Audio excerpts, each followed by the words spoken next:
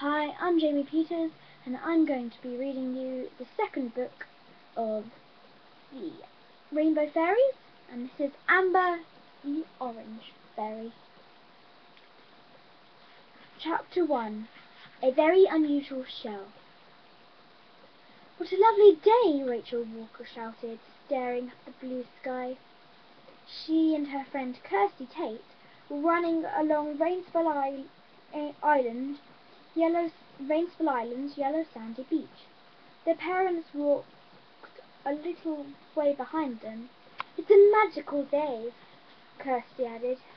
The two friends smiled at each other. Rachel and Kirsty had come to Rainsville Island for their holiday.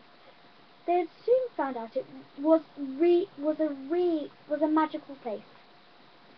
As they ran, they passed rock pools that shone like jewels in the sunshine. Rachel spotted a little splash.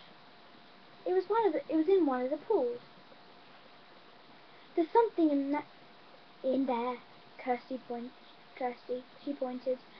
"Let's go and look." The girls jogged over to the pool and crouched down to see.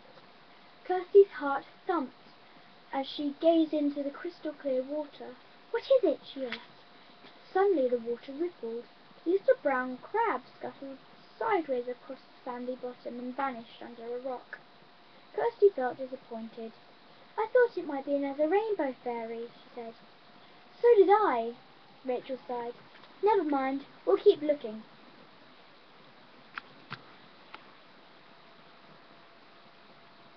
"Of course we will," Kirsty agreed. Then she put her finger on her lip as the parents came up behind them. "Shh!" Kirsty and Rachel had a big secret. They were helping to find rainbow fairies. Thanks to Jack Frost's wicked spell, the fairies were lost on Rainsville Island, and until they were all found, there would be no colour in fairyland. Rachel looked at the shimmering blue sea. "Shall we have a swim?" she asked. But Kirsty wasn't listening. She was shading her eyes with her hands and looking further along the beach. "Over there, Rachel, by these rocks," she said. Then Rachel could see it too, something winking and sparkling in the sunshine. "Wait for me," she called as Kirsty hurried over there. When they saw what it was, the two friends sighed in disappointment. "It's just a wrapper from a chocolate bar," Rachel said sadly. She bent down and picked up the shining purple foil. Kirsty thought for a moment. "Do you remember what the Fairy Queen said?" she asked. Rachel nodded. "Let the magic come to you," she said. You're right, Kirsty. We should just enjoy our holiday and wait for the magic to happen. After all, that's how we found Ruby in the pot at the end of the rainbow, isn't it?" She put down her beach bag on the sand. "Come on, race you into the sea."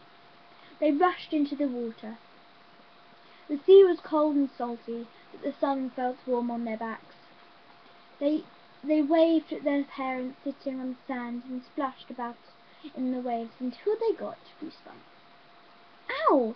Kirsty gasped as she paddled out of the water. "I just stood on something sharp." "It might have been a shell," said Rachel. "There's lots of them around here." She picked up a pale one and showed it to Kirsty.